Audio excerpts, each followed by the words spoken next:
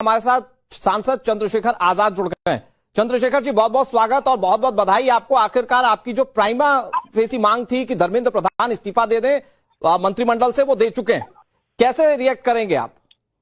देखिए, ये 52% युवाओं का देश है और युवाओं की मांग को जो जायज है वो लाठी गोली से नहीं कुचला जा सकता। तो सबसे पहली शर्त ही ये थी कि पहले धर्मेंद्र प्रधान इस्तीफा देंगे, तब फिर पार्लियामेंट में भी चर्चा शुरू होगी। तो धर्मेंद्र प्रधान जी को नैतिकता के आधार पर इस्तीफा देना था कि उनकी वजह से 20 से 22 बच्चों ने सुसाइड किया। देर से हुआ लेकिन उचित कदम है। अभी शिक्षा में सुधार बाकी है जी। ये जो पूरी पॉलिसी है, एग्जाम पॉलिसी, इसमें सुधार होना चाहिए, वो बहुत जरूरी है। वरना ये चेहरा बदलने से, व्यक्ति बदलने से काम नहीं चलेगा। अगर सरकार की नीयत सही है तो वो इस पॉलिसी में सुधार करे कि बच्चे पेपर देने जा रहे हैं 500 किलोमीटर, बच्चियां पेपर देने जा रही 500 किलोमीटर, वो बेरोजगार हैं, वही आपकी सरकार चलाने का पैसा दे रहे हैं। ये कहाँ तक सही है? दूर दूर सेंटर पेपर की परीक्षा में जो हर बार जो है भाई नौकरी आई 10,000 वैकेंसी और पेपर फॉर्म भरा 10 लाख बच्चों ने, 9,90,000 बच्चों का जो पैसा है वो तो सरकार पे चला गया। तो बेरोजगार लोग हैं, इनको क्यों लूट रहे हो? ये लूट का काम बंद होना चाहिए। मैं दो चीज इसमें आपसे और समझना चाहूंगा। एक तो ये क्योंकि आप भी लगातार अनशन कर रहे थे संसद परिसर में, तो उस अनशन को तो आप पूरी तरह से आप खत्म कर देंगे?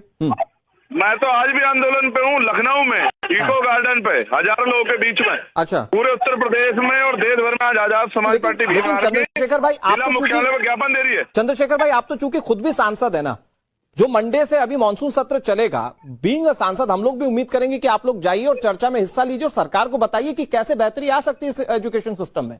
अब शायद हंगामे का या प्रदर्शन का कोई औचित्य नहीं रहता जी। बिल्कुल चर्चा में भाग लेंगे, चर्चा होनी चाहिए। इस्तीफा उन्होंने दे दिया, इस्तीफा स्वीकार हो, चर्चा हो, हम चर्चा में अपनी बात रखेंगे पुरजोर तरीके से। मैं तो वो हूँ जो 3 दिन बैठा रहा बारिश में। वेरी ट्रू, हमने देखी वो तस्वीर।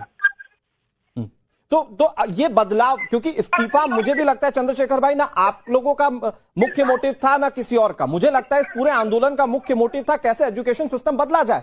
बीइंग अ सांसद, क्या आप लोगों के पास उस तरह का कोई रोड मैप है जो सरकार के सामने आप बताएं कि कैसे पूरा सिस्टम बदलेगा? पूरा प्रस्ताव चर्चा होगी, सरकार के सामने रखेंगे और सरकार से आग्रह करेंगे उसको माने, उसको लागू करें।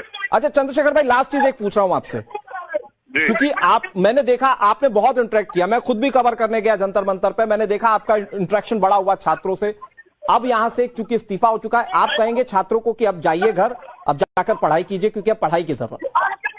बिल्कुल, जो लोग आंदोलन में हैं उन छात्रों से अपील करेंगे